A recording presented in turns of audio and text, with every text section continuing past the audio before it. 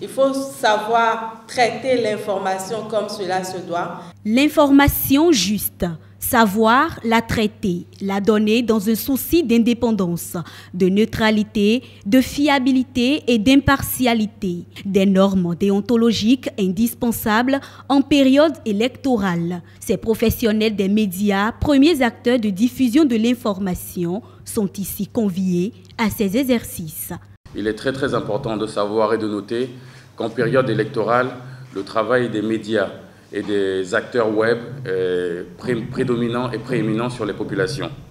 C'est pour cela que Africa Stratégie France, sur ces 2 jours, à savoir aujourd'hui et demain, formera les différents acteurs des médias sur le thème suivant: couverture médiatique en période électorale, cas des législatives 2019 au Bénin.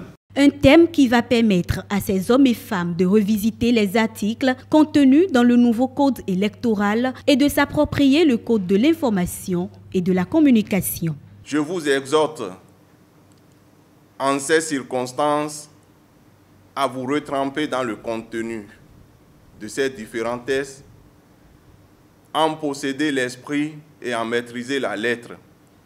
Et c'est pourquoi je voudrais saisir cette occasion pour saluer les institutions et les structures de la République telles que la HAC, l'UPMB, le CMPA et l'ODEM, qui, en se basant sur ces tests, organisent et animent le secteur.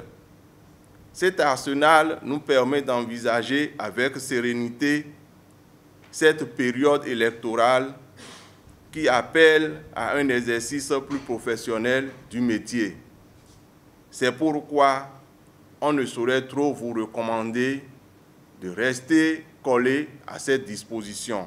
Donc je nous invite tous, professionnels des médias, à rester très attentifs à ces modules de formation et surtout à utiliser par la suite les acquis là sur le terrain pour que nos productions et tout ce que nous aurons à faire tout au long de la période de l'élection en termes de couverture soient des productions de très bonne qualité. En co-organisant cette formation à l'intention des journalistes, le ministère de l'économie numérique et de la communication veut jouer sa partition dans la préservation de la paix au Bénin.